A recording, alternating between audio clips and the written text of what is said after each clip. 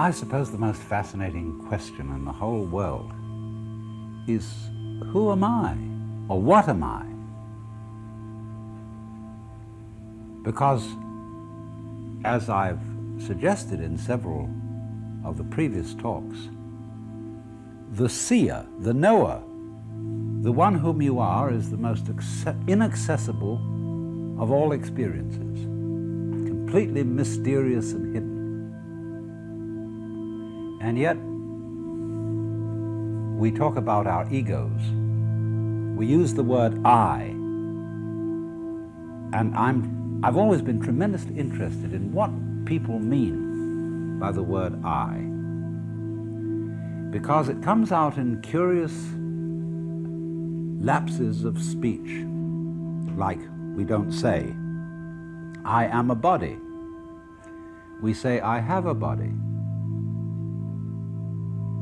And somehow we don't seem to identify ourselves with all of ourselves. We say sort of my feet, my hands, my teeth, as if they were something somehow outside me. And as far as I can make out, most people feel that they are something or other about halfway between the ears and a little way behind the eyes, inside the head, and from this center the rest of them sort of dangles. And that governing principle in there is what you call the ego. And that's me. And I just can't get rid of the idea that that's a hallucination. That's not what you are at all. And it's a very dangerous hallucination, because it gives you the idea that you are a center of consciousness, of energy and responsibility that stands over against and in opposition to everything else. You're a chauffeur inside your own body, as if your body were an automobile, and you are the chauffeur principle inside it. But you feel caught in a trap because your body's kind of a mess.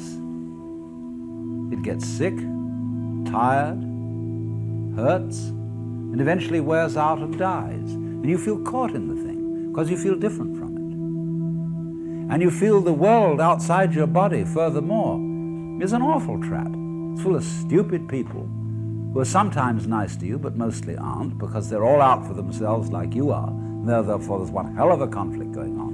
And the rest of it, aside from people, is absolutely dumb. Animals, plants, mere vegetables, rocks, and finally behind the whole thing, blazing centers of radioactivity called stars. And out there, where there's no air, there's no place for a person to live. And so we have come to feel ourselves as centers of very, very tender, sensitive, vulnerable consciousness, confronted with a world that doesn't give a damn about us.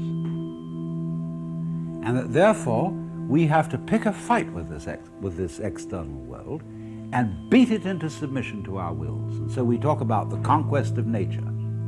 We conquer everything.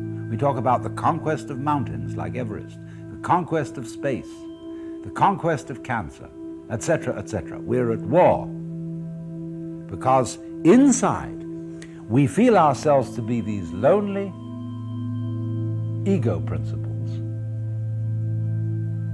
trapped in, somehow inextricably bound up with a world that doesn't go our way, unless somehow we can manage to force it to do so.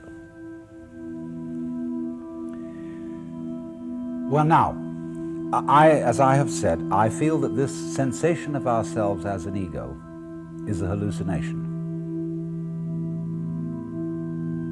And I feel, let me say, as against this completely false conception of ourselves is an ego inside a bag of skins.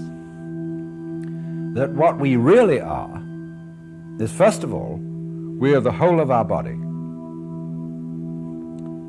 Beyond that, however, the body, although it is bounded by a skin, and I can say differentiate in a way between my outside and my inside, although is this part here outside or inside?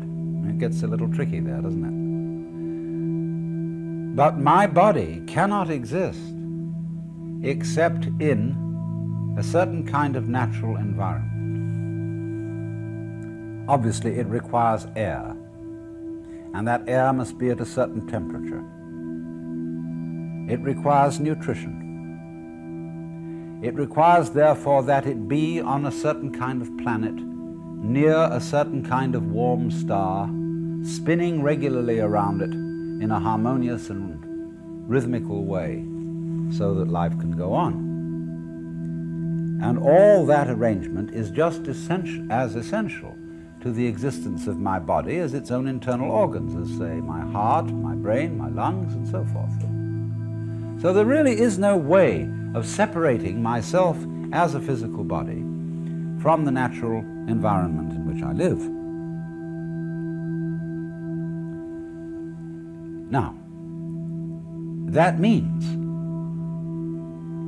that I, as a body, go with my natural environment in the same way exactly, say, that bees go with flowers. Bees look very different from flowers. The flower grows out of the ground, colors and perfumes the air. The bee is independent and buzzes around and flies. But where there are no bees, there are no flowers, and where there are no flowers, there are no bees. They go together. And in that sense, they make up a single system. Substitute for the word system, the word organism. A single life form, a single individual, bees and flowers, however different they look. Now, naturally, my feet look very different from my head, because there's strings joining them. And therefore, we say, well, it's all one, obviously. But yet they are very different, but they're both me. And the feet and the head, though different, are like the bees and the flowers. They go with each other. So, therefore, if I'm to define myself in a scientific way, I will find that if I am to make a clear description of my body, my organism, my behavior, and say what it's doing, I find that I cannot describe what my body is doing unless I also describe the surroundings, the environment in which it is doing it. In other words, it would be meaningless to describe myself as walking if I didn't describe the ground. Because if I didn't describe the ground, my description of walking would simply be of a person swinging his legs like this in the middle of empty space. That wouldn't be walking. I have to describe the ground in which I walk. So what I am is a transaction or an interaction between this organism and its surrounding environment, and they go together and they constitute what we call in physics a unified field, for which we at present have only the very awkward name organism environment. You know, put it all together. That's what I am, from a purely physical, scientific point of view. It may involve many more things than that, but so far is enough. I am an organism environment, but that's not what my ego feels like. That's not the average commonsensical conception of I. Because I is associated with the organism and not with the environment. It is opposing the environment, and furthermore, it is not associated with all of the organism. Because, as I said, the ego tends to regard the rest of the organism as the chauffeur to the automobile.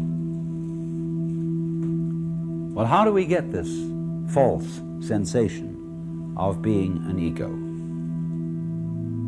Well, it seems to me that it's made up of two things. And the first thing we have to understand, which I have explained before on a previous talk, but it's worth going over it again, is that in the course of civilization, we make a confusion between our ideas and words and symbols about the world and the world itself. You know, the general semantics people founded by Dr. Korzybski, they have a little song. Oh, the word is not the thing, the word is not the thing. Hi-ho, the dairy-o, the word is not the thing, because obviously you can't get wet in the sound water. So, the image, the idea, the symbol, the word is not the reality. So the ego, what we feel as I, consists of two elements. Number one is our image or idea of ourselves. This is made up mostly of things that other people have told us about ourselves, or by looking at ourselves in a mirror, or by listening to ourselves played back on a tape recorder or television, and we get an image of ourselves. When I was a little boy, I remember I had a friend up the street called Peter, and I admired Peter very much. Sometimes I came home and I imitated Peter's behavior. And my mother said to me, "Alan, that's not you, that's Peter." Because you see, she was giving me an image of myself. And when I did anything terrible, she said, "Alan, it's just not like you to do that." See, she was busy building in me an image, an idea of the kind of act I was supposed to put on, the kind of person I was supposed to be. And you know the word person comes from the Latin persona, which means that through which per, sonum, the sound goes. And it referred originally to the mask worn by actors in classical drama, because those masks had megaphonic mouths, so that in the open-air theater they would project the sound. So the persona, the person, is the mask, is the role you're playing.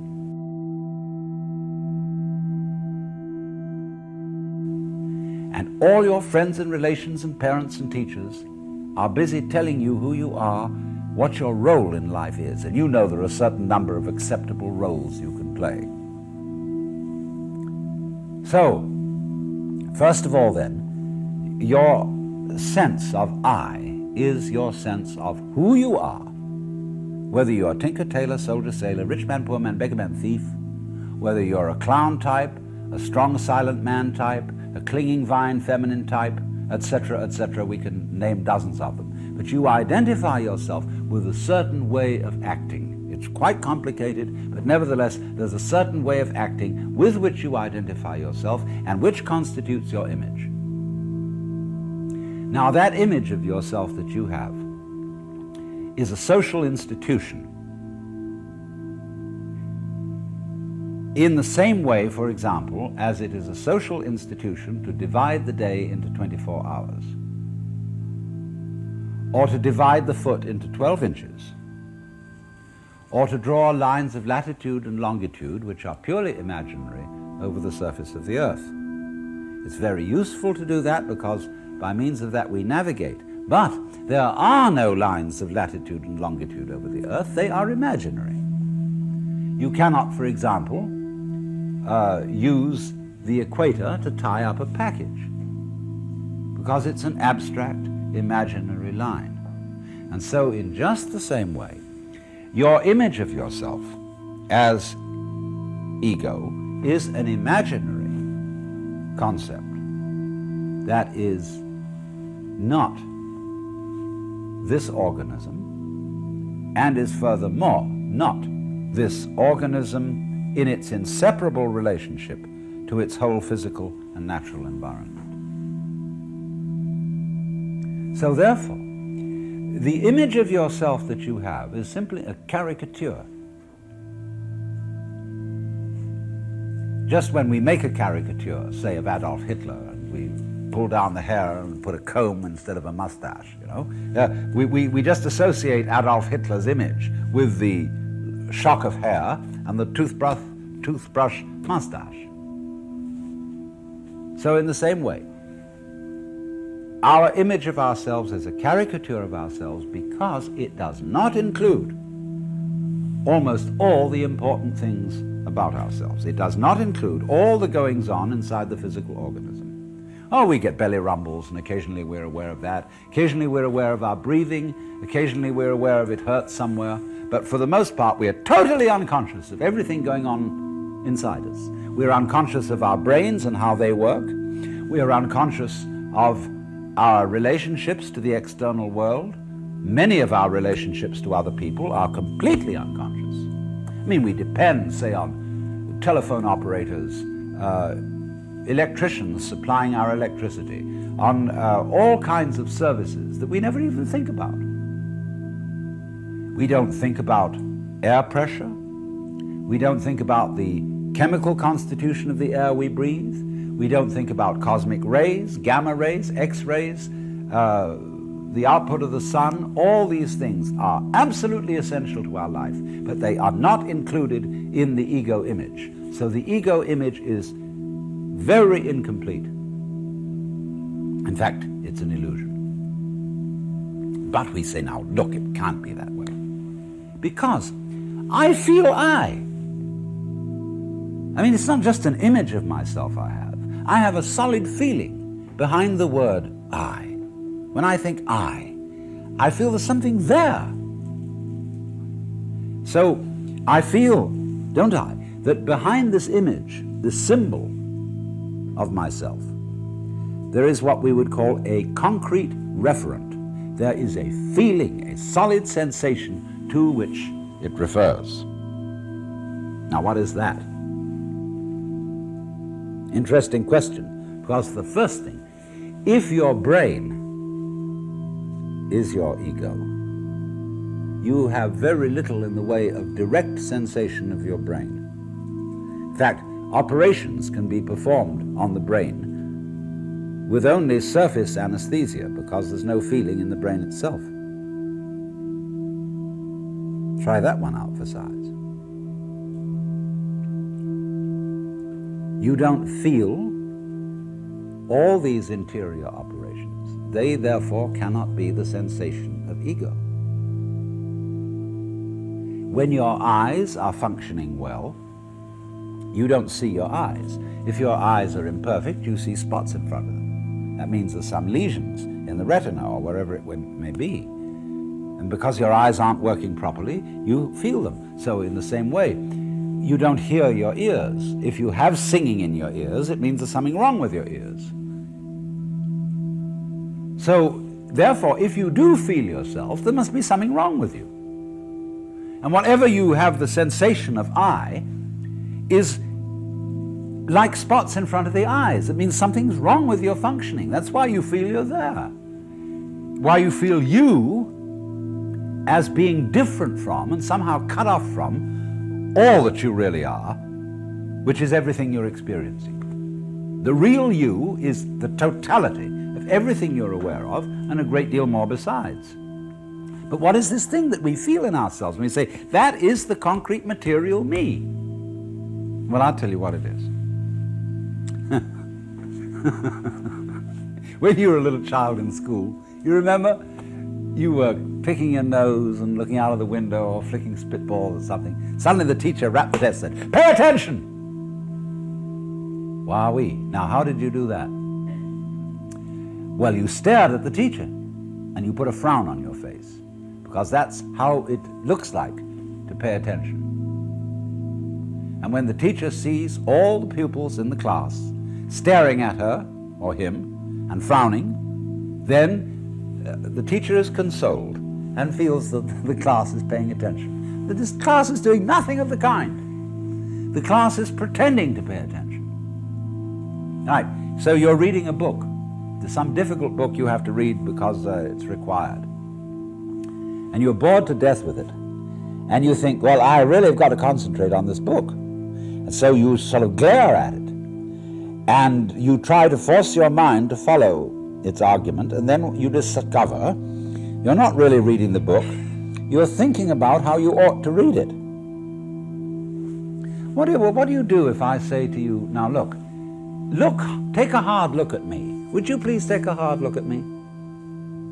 See, take a real hard look Now what are you doing? What's the difference between a hard look and a soft look?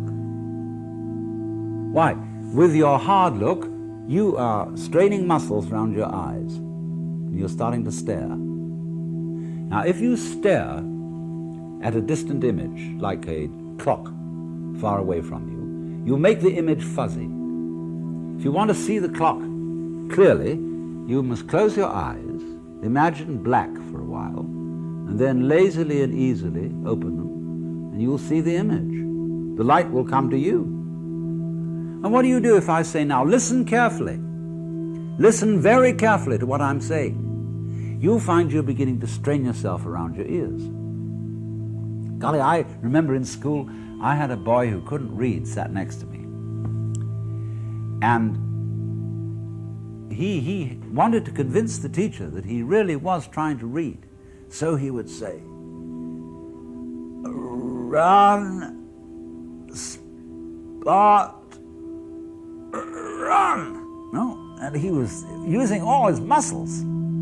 Well, what have they got to do with reading? What is straining your muscles here to hear, straining your muscles here to see? What's that got to do with seeing? Nothing. All right, supposing somebody says, okay, now, you've got to use your will. You've got to exercise strong will. That's the ego, isn't it? What do you do when you exercise your will? Or they say, grit your teeth, clench your fists. See, so you grit your teeth, you clench your fists, or if you want to stop wayward emotions, you go uptight. You pull your stomach in, or hold your breath, or contract your rectal muscles. Huh? Like this. But all those activities have absolutely nothing to do with the efficient functioning of your nervous system. Just as staring at images makes them fuzzy, listening hard, all this muscular tension around here distracts you from what you're actually hearing. Gritting your teeth has nothing to do with courage. All this is a total distraction, and yet we do it all the time, and therefore we have a chronic sensation of muscular strain,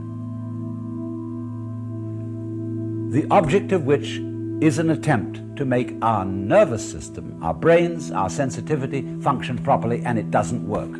It's like, taking off in a jet plane. You've gone zooming down the runway, and you think this plane has gone too far down the runway and it isn't up in the air yet.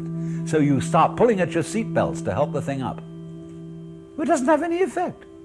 And so in exactly the same way, all these muscular strains we do, and have been taught to do all our lives long, so that we look as if we're paying attention, we look as if we're trying. All this is futile. But the chronic sensation of strain is the sensation to which we are referring as I. So our ego is what have you, an illusion married to a futility.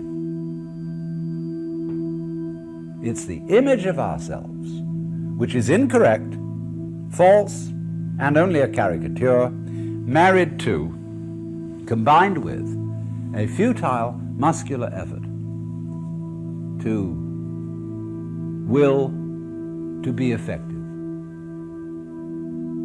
So then, what do we do about that? I mean, wouldn't it be much better if we had a sensation of ourselves that was in accord with the facts?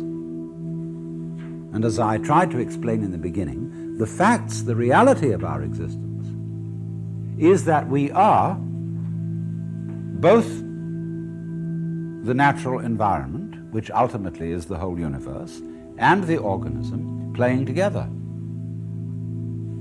Why don't we feel that way? Why? Obviously because this other feeling gets in the way of it.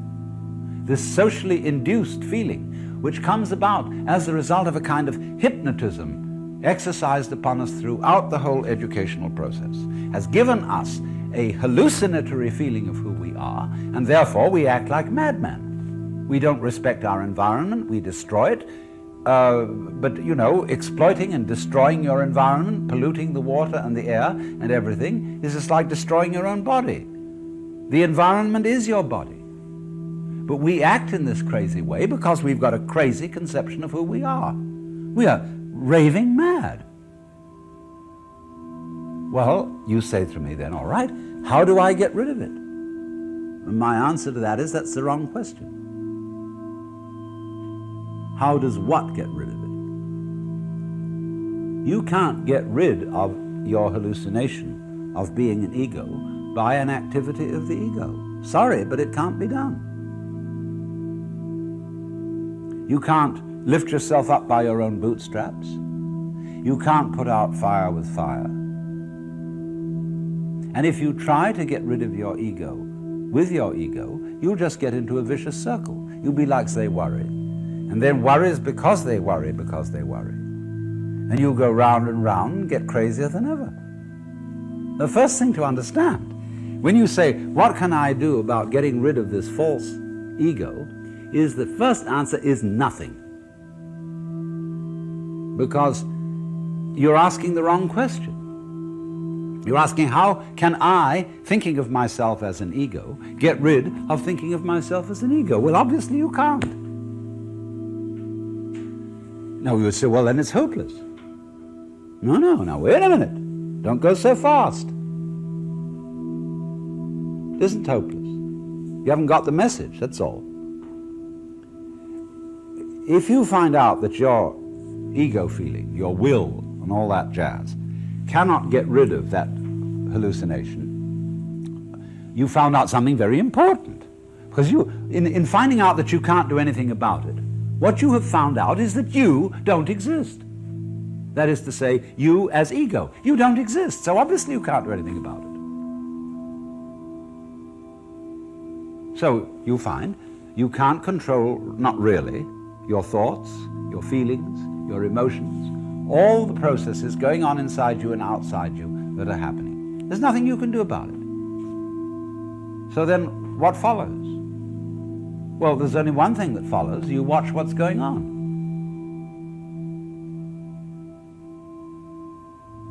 You see, feel this whole thing happening, and then suddenly you find, to your amazement, that you can perfectly well get up, walk over to the table, pick up a glass of milk and drink it. There's nothing standing in your way for doing that. You can still act, you can still move, you can still go on in a rational way, but you suddenly discovered that you're not what you thought you were. You're not this ego pushing and shoving things inside a bag of skin.